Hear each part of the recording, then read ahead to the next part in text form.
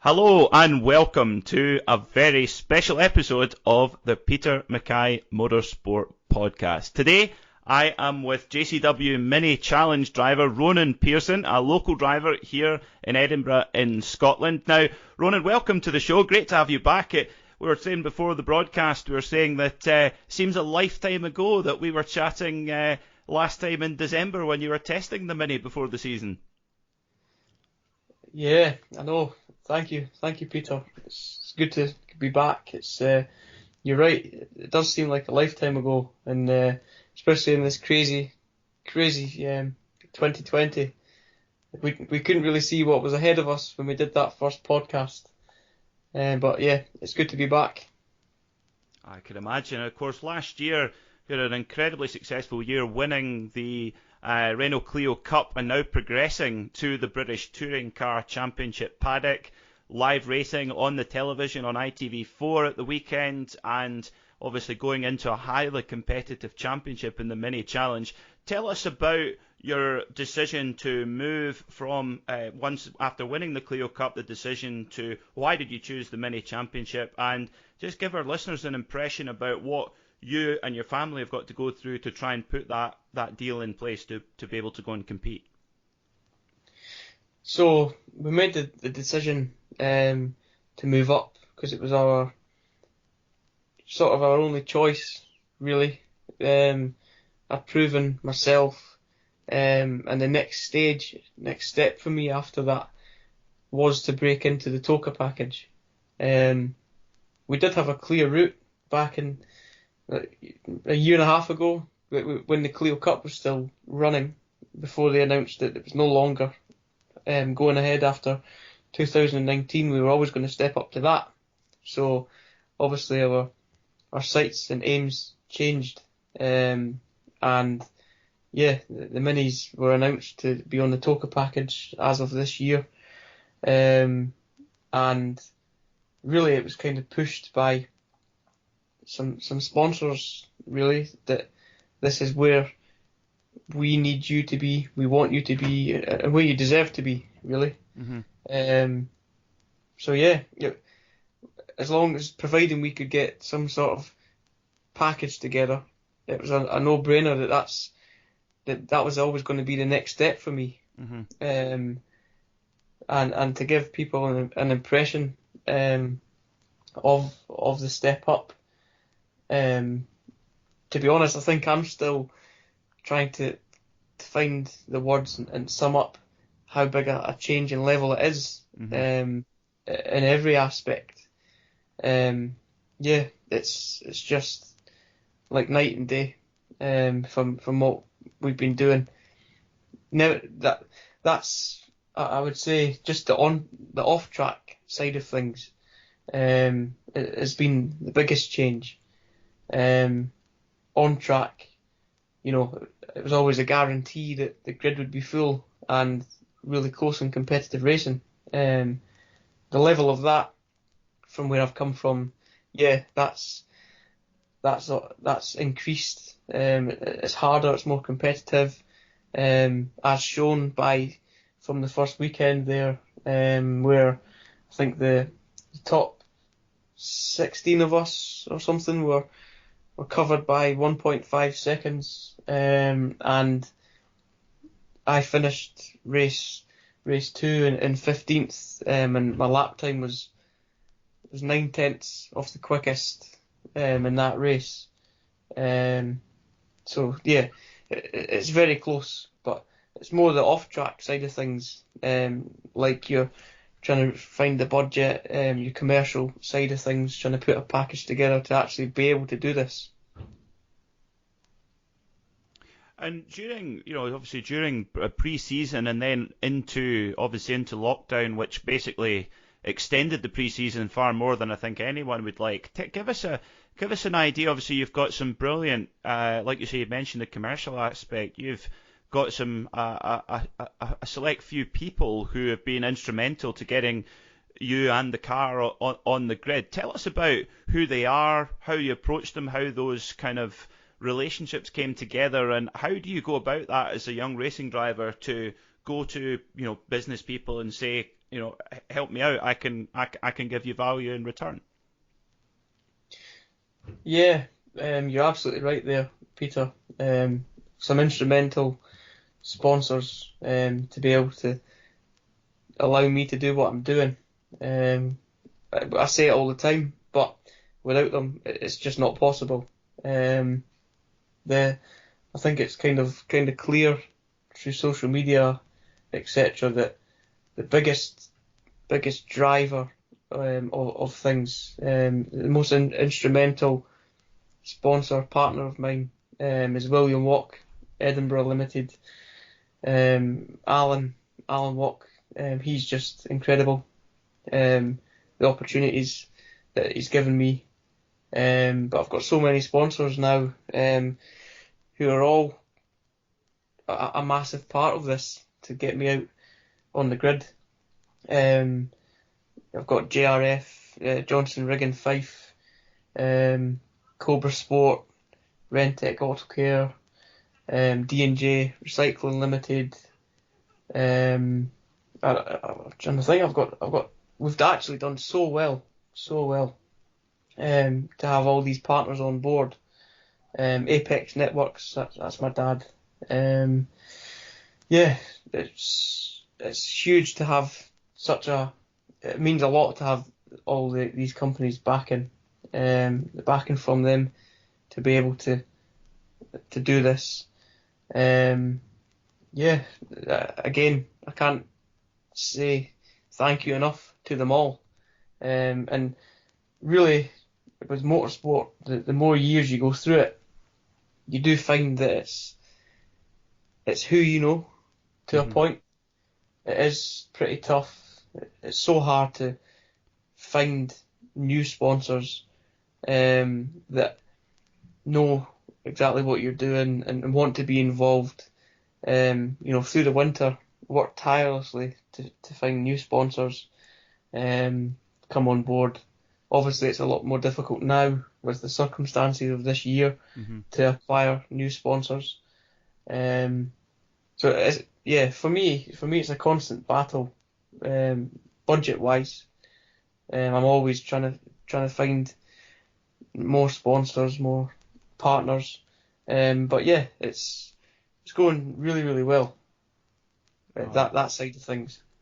And rightly so. I remember when I was in my past life, when I was a salesman, I always remember that sort of trepidation you would feel in the pit of your stomach when you go into a new customer for the first time, not knowing what to happen, and are they going to be nice to me? Are they not? Are they going to kick me out? Like you just never knew what it was like. For you, it's you as a young racing driver. What do potential sponsors, when you're speaking to them and telling them what you can do together, what sort of questions are they asking you, or what do they want to know?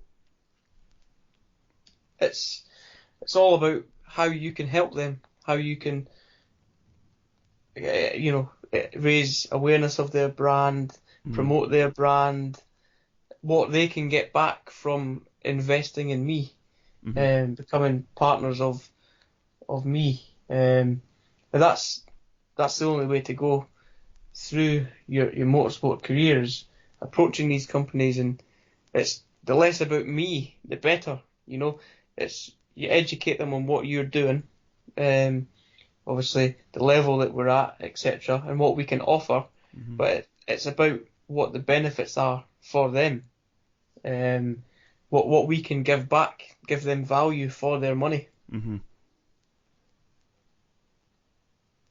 that's what they're really interested in. Yeah, I can imagine. Now tell us a little bit about the car. Of course, most people will see Mini Cooper S's and Mini John Cooper Works out on the road every day, but your race car, it might be called a Mini John Cooper Works, but that's pretty much where the similarities end. Tell us about, it's a pretty sophisticated little car, isn't it? Tell us a little bit about the car and how closely it's related to the British touring cars, for example.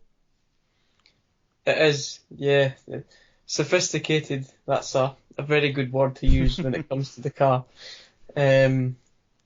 So a lot of us on the grid just refer to it as a sort of miniature touring car, The power delivery, the 285 brake horsepower, We obviously run slick tyres. We've got sequential gearbox.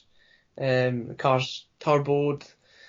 Yeah, it's a fantastic car as a kind of final step to getting towards touring car level. There's nothing else that comes close to it. It's a real animal, as we covered in our last podcast. And yeah, it's when you're strapped into it, into my office, you really feel like you are in a touring car, you know. Yeah, and you're right. The similarities with a road car completely end with JCW. But I do love it. I've shown as well that I've taken to it well. I've adapted and adjusted already. I kind of thought it would be a longer road, a longer journey with myself, trying to change my driving style from what I had and what I was used to with the Clio and front wheel drive, because all those techniques have gone out the window when it comes to the Mini. I wasn't used to turbo power delivery, and that's been a massive change for me. The braking system on the car is the same as a touring car. That took me quite a while to get my head around all that. So much of the time found on track is done on the braking. It's such a key part of it all. So the technique with there is massive. Power pickup is completely different to anything I've been used to. Your minimum speeds and things like that are, yeah, it's been a crazy few months of learning for me. And I felt like something just clicked over the weekend there. And I feel like I've been driving this car now for some time, rather than the fact that it was my first weekend in it. So yeah, I'm really pleased that I've managed to tame the beast and get it working to how I like, and I've managed to change my driving styles to suit the car as well. So both of you have gelled together. I feel it's like you can tell it's a race car with personality when you talk about you talk about it as it's like a colleague almost for you that you go to work with. It's funny. Do you think interesting to hear your opinion on this, Ronan? Do you think that obviously we've had a very unfortunate delay to get to the season start of about 4 or 5 months delay? Given that it's your first year in the championship, did you going into that first weekend, last weekend at Donington Park, did you feel much more prepared than you would have done without that delay? Has it almost helped in that aspect to be absolutely ready to go? Yeah, I did. I'll agree with you there. Because when we first got locked down, it was actually only a week before we were due to be at the first round. Mm-hmm. And yeah, I didn't feel very prepared at all, if I'm honest. Everything was still kind of the last minute rush, if you like. Mm-hmm. It was starting to set in that, wow, this is real. We're now a week away. And then we got locked down. And as much as it was I want to go racing, how long are we going to have to wait? There was a good outcome to it all, really. And yeah, going into last weekend, I felt way more prepared, way more relaxed about it all than I did if it had been back in March when it was due to be the season opener. Yeah, without a doubt. And I think that really helped me over the course of the weekend as well.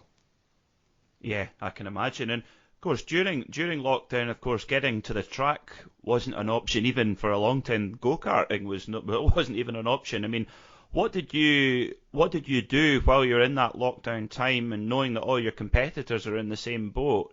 what did you fill your time with, and what did you think? Right, what can I do to get ready for the season? What sort of things did you do?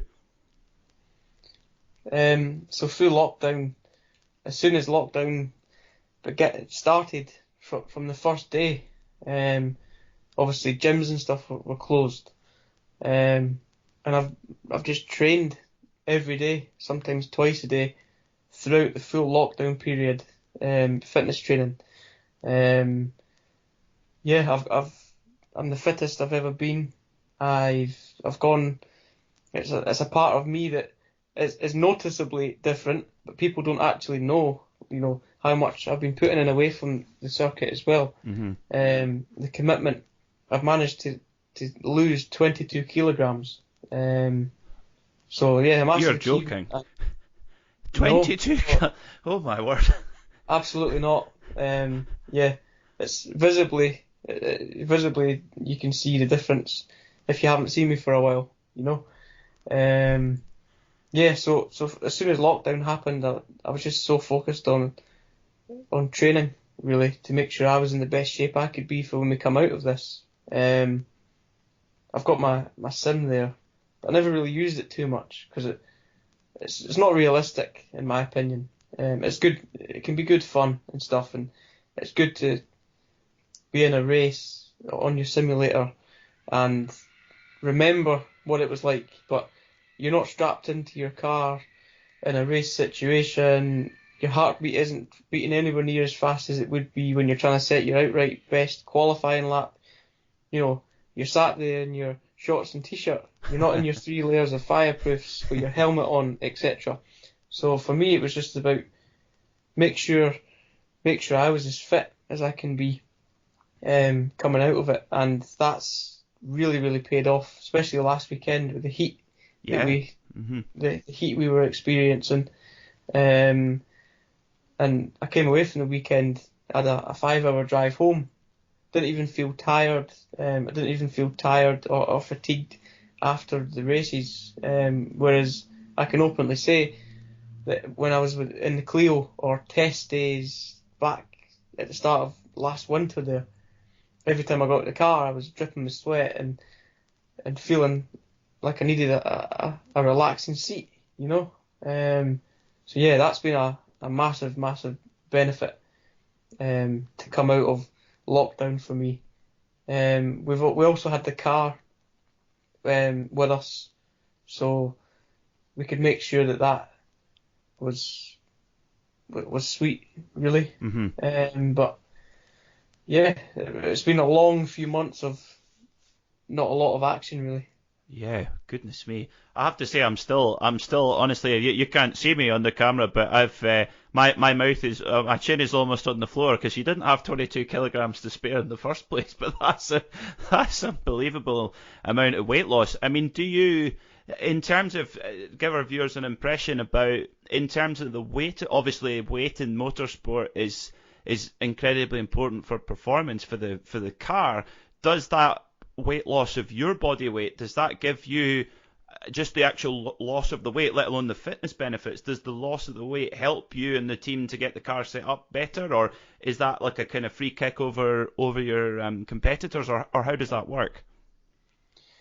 Yeah, it absolutely does. So as a result of the weight loss, we had the Goodyear tyre test at Snetterton. Mm-hmm. And then we had the first race weekend there, where we actually had to put ballast in the car. That's something that I've never had to do, never had to worry about, with being on the chunkier side, It was always kind of, we were slightly overweight, with the total weight of the car and me sat in it. Mm-hmm. Because obviously we have weight limits for as part of the regulations. Mm-hmm. But yeah, so with the weight I've lost, we've had to add ballast to the car, and that goes into the passenger footwell in a fixed point where you add the weight. So we're now able to distribute the weight a lot better, because I was once 97 kilos, and that was all sat on the driver's side of the car. Mm-hmm. And now I'm down to 75, and we've had to put ballast into the footwell.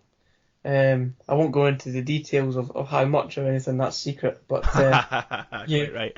you can make it work a lot better for yourself. Mm-hmm.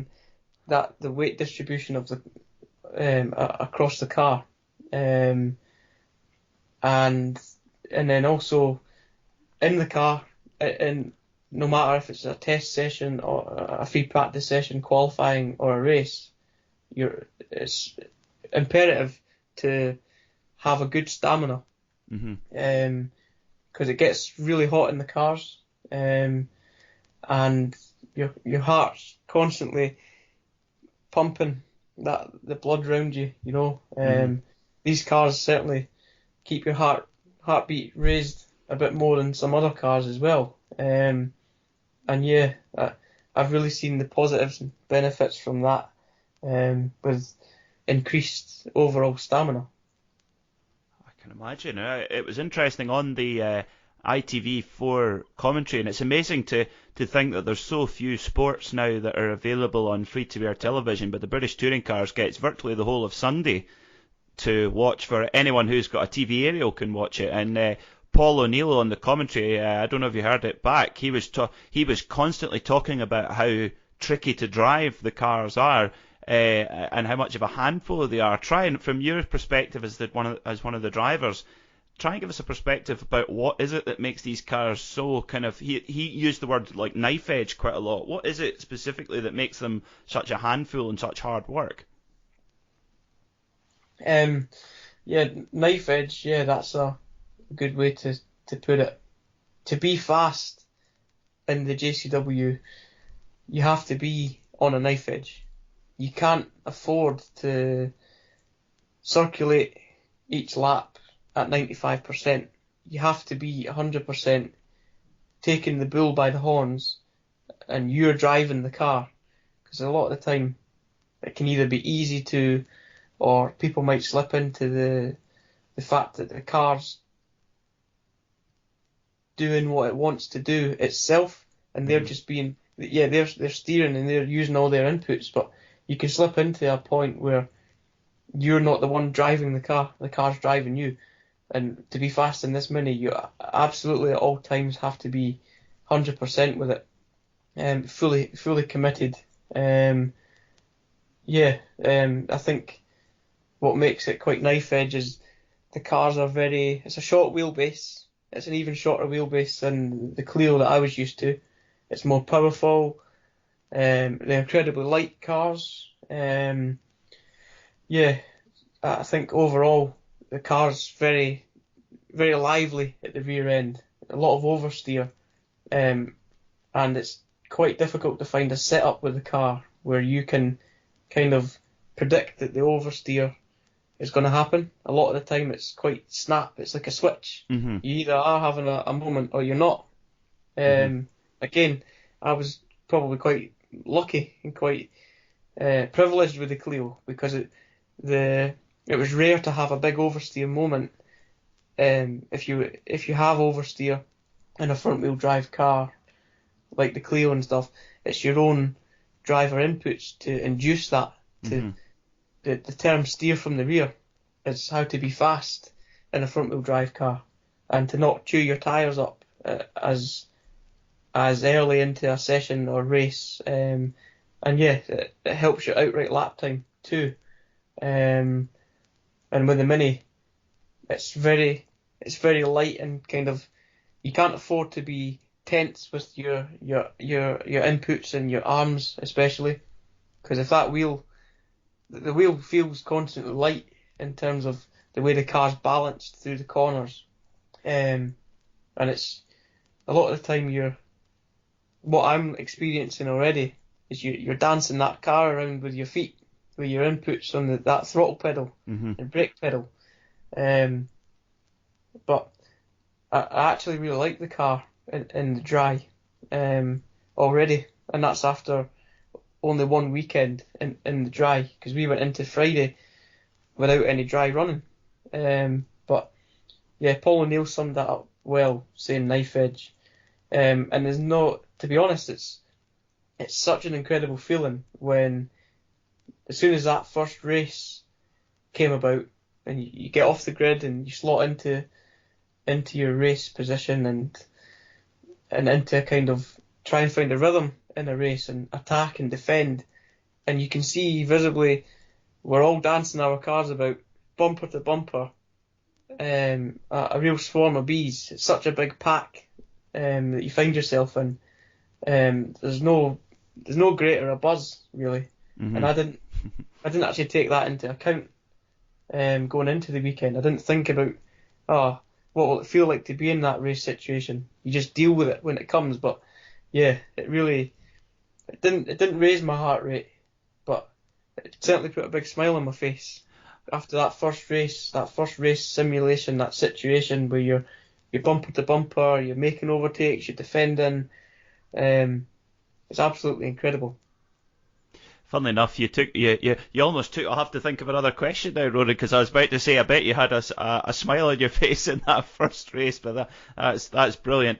Tell us about. Obviously, it was tell us about how the weekend went. Obviously, you got 3 races over the weekend at Donington Park. Give us a summary of each one, and then we'll deal with the elephant in the room in a moment.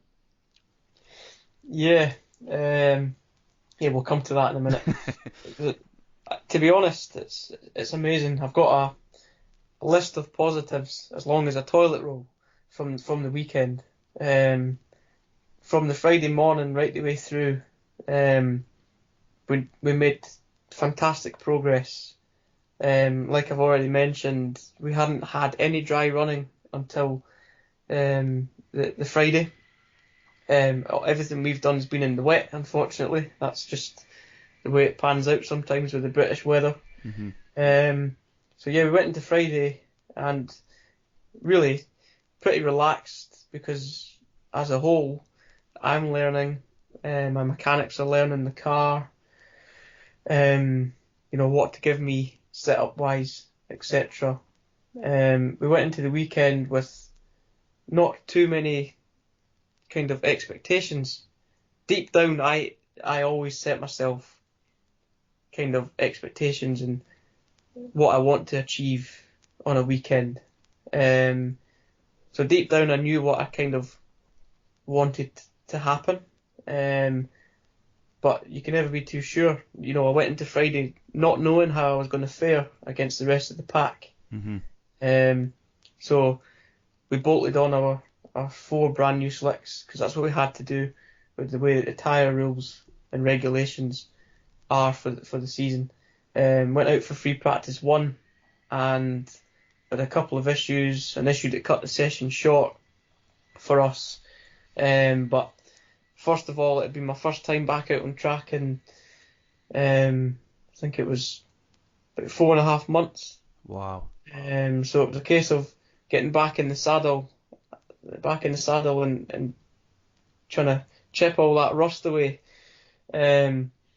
that was beginning to build. But I knew from the outset that all along I've known how massive a step up this is, but I knew from the outset on Friday that it was always going to be a tough old road. So I did a lap time of a 1:18. I think the top time in the FP1 was a 14 something or a 15.0. Mm-hmm. Can't remember, but I was at least 3 seconds off. But I was cool with that because I knew that we had FP2. We didn't get the full running that we could have because of the issue. And I was straight into the data to learn, keep improving, to see what we could have done better, to see what we could have done better with the car. But it's tough at that point to try and make educated changes on the car when, in all honesty, I wasn't pushing on at 100% like I was come Saturday morning. Mm-hmm. I was just getting back into the swing of things, and so FP2 came, and we had good tyres in the car, and the car was mechanically was reliable in that session, and I can't remember actually. So much has happened since then. I'm trying to remember what lap time I did, but there was a substantial improvement because we actually so the session had a red flag in it, and I came in, I said to my mechanic, can I see the timesheets? Showed me the timesheets, and I'd only improved by 0.3 of a second on my FP1 time, and I think it said I was 22nd or something. And at that moment, it was one of those, wow, I really need to push on here, extract my finger from an area, to put it that way. So it went back out. It was a pretty interrupted session. It was hard to get a rhythm, with red flags and stuff, and a lot of traffic and whatever. And by the time that I did get to really go for it and start trying to maximise every lap, the tyres had gone off, and it's a real steep learning curve with the tyre as well. So we were positive after FP2, because I ended up doing a respectable lap time for what was only my second time out in the dry in the car, and I wasn't as far off as I was in FP1. But again, it's just a case of, right, how can I build on this? How can I improve for qualifying? So we went into qualifying with brand new slicks on the front and stuff, and a setup on the car that was later, after qualifying, we know that setup that was put on the car didn't work, which is still a positive thing, because it's a box that we can tick. We didn't quite go the right way, but at this stage, when all of us are still learning, these things happen. You win and lose as a team, and as a collective, again, we learnt such a lot, all of us, from qualifying, because I qualified 23rd. Can't remember the time, the gap to the top, but it was still respectable result. But I couldn't get the car to work for me at most corners, really, and we knew that we had to make changes for the races. So again, we found a lot of things with the car that we changed for race 1. So it started 23rd, and I dropped to 24th at the first corner, and from there I knew that what I'd been given with the car was working really well. I managed the tyre really well, and I managed to gain 8 places and finish 16th in my first ever mini challenge race out of 28 cars. So Saturday night was good, really enjoyable. A lot of smiles on our faces, because we needed that result. We did really need that, because it had been a rocky road, with mechanical issues, problems with the car. We just needed a bit of positivity, really, and it felt like we turned that corner for sure. I was feeling really happy with the car. I came in from the race, spoke to the guys, and basically said, right, leave the car like that, because it was brilliant.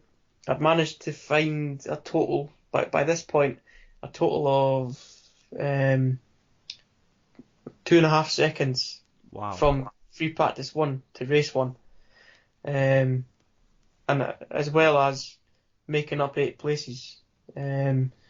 So it was all round. Race 1 was fantastic, and a first taste of being in a constant battle, constant dogfight, bumper to bumper, and I excelled, really. I'm quite proud of that for a first showing. Then race 2 on Sunday morning, obviously the car was the same, and I finished P15. So again, I improved. I moved up the pack by a place. It was a frustrating race, because it had potential to be a lot more, but certain things happened in the race that I wasn't pleased about. But that's what happens. You take the rough with the smooth and find the positives from everything. We'd move forward. I'd move forward. Myself, confidence with the car. The car was sweet as a nut. Everything was working really well, and I did a lap time of a 1:14.9, so managed to find a further 6/10, and I was only 9/10 off the fastest lap of the race. So it was all so many achievements in the space of a 16 lap race. So positive. And then, race 3, I started off 15th, and it's a reverse grid race. So the guys, the top 6 guys, were going to be starting lower down, so closer to me. I had faster guys coming through from the back, not faster, the outright pace faster and more experienced, but so I knew they'd be coming through. And it was a case of just wanting to work with the guys that would be coming through and try and keep on the back of them, try and follow these guys through the pack, really.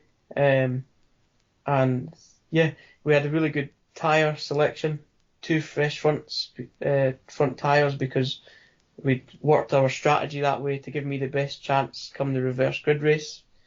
And it was going really well. Positive battle. Had a battle with my teammate, which was great. And again, I got a lot more laps under my belt, so much more experience of managing the tyre, and again getting used to the car.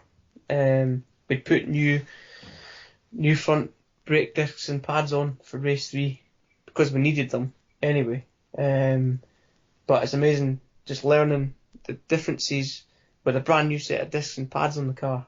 It was all going really positively, and I was running in P14 at the time until lap 7 of the race, when most of the people listening probably know what happened.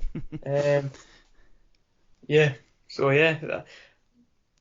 you've got questions to ask me about that, but as a whole, absolutely fantastic weekend and so positive. And as a first showing, I'm incredibly proud. From the outset, again, I had no expectations, but deep down, I outdid myself. I outdid my expectations. To have achieved the finishes that I did for a first weekend is just mega. Yeah, I would have to agree with you. I think you did an incredible job. Now, of course, here at lap 7, race 3, such an incredible weekend. Unfortunately, due to nothing out of your control. In fact, as we'll talk about, there was the only thing in your control. You did the right thing. Just tell us what's happened that brought that race to an end, and where we kind of stand now, heading towards the next races. Yeah, so the car burst into flames on lap 7 of the race, and obviously led to a retirement, but it was quite a substantial incident. We've now got a severely badly damaged car by it all. It was a 1 in a million kind of incident. These things don't happen all the time. But yeah, it happened to me, and I think we just have to take all the positives and move forward, really. It's a tough pill to swallow, what happened, because everything was going so well. But for me, it's about how I bounce back now. Obviously, it's 3 weeks' time. We're out at Knockhill for the next race weekend. And this has had a massive impact on things.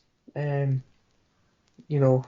used to climbing some Munros, but this is a real Everest that we all need to climb to make it back out. Not just time wise. The biggest thing is financially. My emotions straight after the race when you see a fire ravished car like that, firstly, yeah, it makes you upset. But I was prepared on Sunday night that could have been the last time for me on that grid, you know. And that's one of the most important things that I'll say to whoever's listening. If you race yourself, you've always got to enjoy every single minute of the opportunity that you've got, because it does show you how, in a click of a finger, how these opportunities can disappear. You know, how freak things can happen, whatever it may be. And the biggest thing for us, now that we've stepped up to this level, is about enjoying every second of it and getting the most out of it that we can. Taking all the positives from every situation, no matter how bad it is. Because, you know, at the end of the day, I'm incredibly lucky to be doing what I'm doing, or racing in the mini challenge on a grid of 28 on the Toka package at the age of 18. So, yeah, definitely, if you're listening, I think you've got to make sure you enjoy every minute. As a family, that's what we're doing. As a driver, that's what I'm doing. And I think definitely the more you enjoy it, the faster you are on track. You know, the more relaxed you are, rather than getting angry at things. You know, I'm a pretty calm driver in the car. So yeah, no. But moving forward, we've got a huge mountain to climb financially to be able to keep this, you know, my career going, keep my dream alive. Yeah, it's so unfortunate what happened, but I'm working really, really hard now to make sure that this isn't the end of things. Our aim is to be back out at Knockhill, but yeah, time isn't the issue. It's money that is, to be able to do so. So yeah, that's all I've got to say really. That's the plan over the next couple of weeks, is just to get out there and try to raise the additional finance. I take it, I guess, to get the car back to spec again and get out on track at Knockhill. Yeah. And of course, Knockhill is obviously, it's a track that, you know, you've driven on a lot more than I have, but it's a track that obviously given that it's the centre of motorsport in Scotland. It's not like England where you've got multiple tracks. Knockhill is the track for motorsport in Scotland, and it's a unique circuit. I love driving it. I mean, for you know the circuit inside out, and you know, particularly with the type of car it is. It's I remember when we chatted all the way back in December last year when you were first testing the Mini, and that was that date at the end of August, Knockhill weekend. It's a big date. It's probably the biggest date on the Scottish motor racing calendar, and that was already an event you were earmarking as one to really have a good go at. Yeah, absolutely.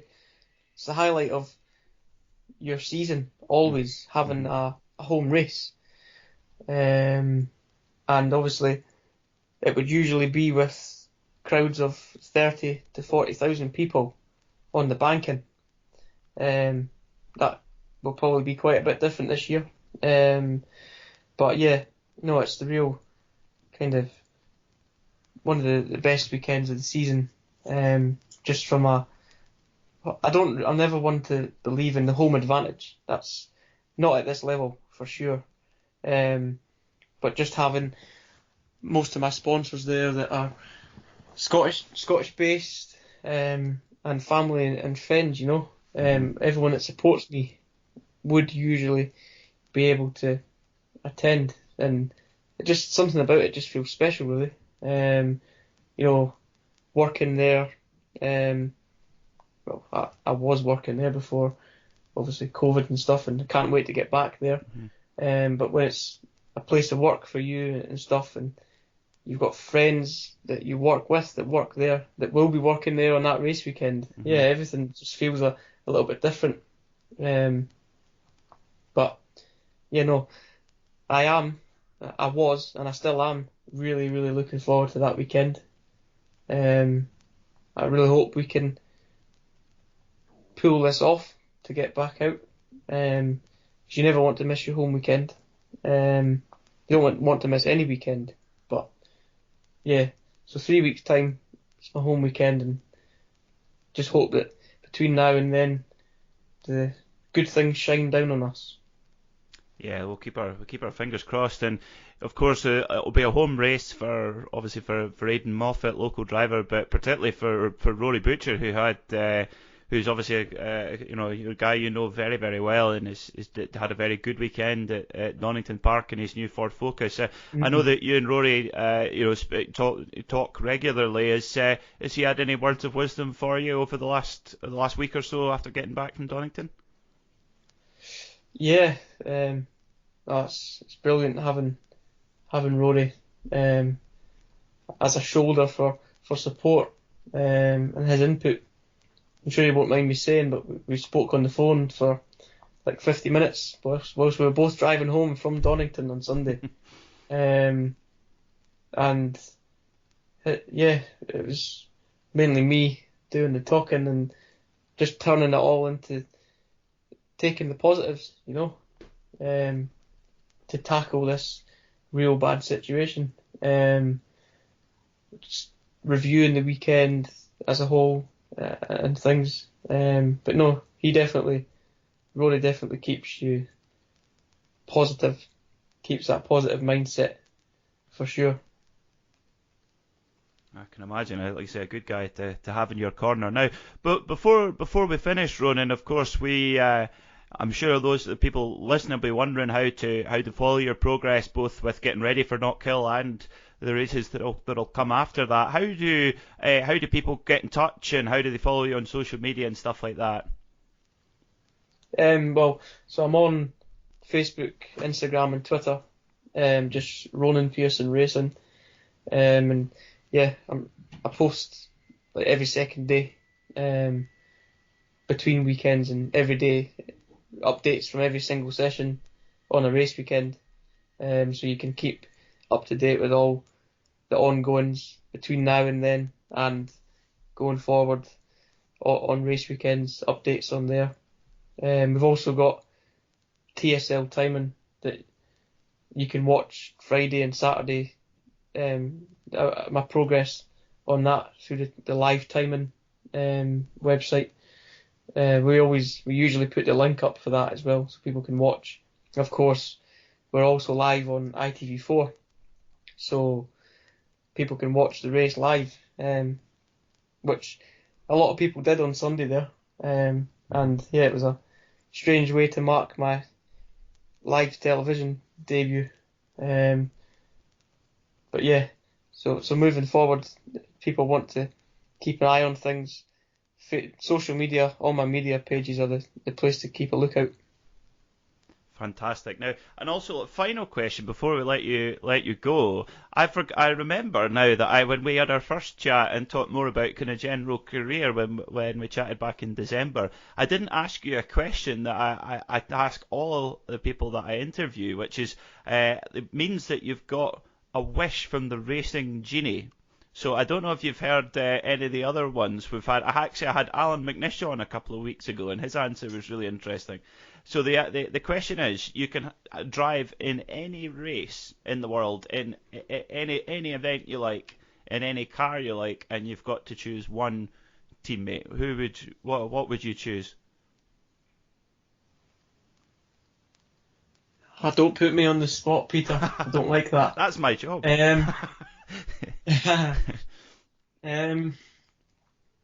Any car, any race. Teammate's an easy one. It's without a doubt Rory Butcher. Good choice. Very good choice. Technically, I'm not actually. I wouldn't be allowed to say anybody else. But that is the honest, 100% the honest truth. Yeah. Teammates with Rory. I think my answer would be the same, actually, to be honest with you. Really? Yeah, I think so. Yeah. Any car in any circuit or any event, did you say? Yeah, so you could be like Monaco Grand Prix, or it could be Le Mans, could be Monte Carlo Rally, whatever you think. Well, I think it's easy to look at things like Le Mans and stuff. Definitely like a Le Mans 24-hour race. But I like to keep things realistic. And for me, like what I want to do, just any touring car race. And it's easy to say that and easy to say any touring car. But yeah, if we want to speak about dreams and stuff, it'd be a Le Mans and at least a GT3 car. In a prop, any particular brand? If you had the free choice of brand? Choice of brand, I'd be swaying towards Porsche, really. But the Ferrari GT3s look pretty cool. But again, it's difficult for me to actually think about these things when I've always had my sights set on the same thing. I want to make it into touring cars, a totally different discipline, etc. But yeah, as a dream thing to maybe achieve one day would be Le Mans in a GT3 car, either a Porsche or a Ferrari. So it's you and Rory in a Porsche at Le Mans. I think we've got to start up a national campaign for that. I don't think that's that far out of the question. So if you're a Scottish businessman listening who wants to go to Le Mans, we've got a couple of hot shoe drivers for you to to share the driving with. Fantastic, fantastic. Well, Ronan, it's been an absolute pleasure to catch up with you, and thank you for all your honesty and telling us all about what I'm sure was a roller coaster weekend. But great to see you get some good results over the weekend, and all the very best of luck getting the car ready for Knockhill, and hopefully with a bit of luck we'll be there on the banks to watch you put in a good result as well. Thank you, Peter. Much appreciated.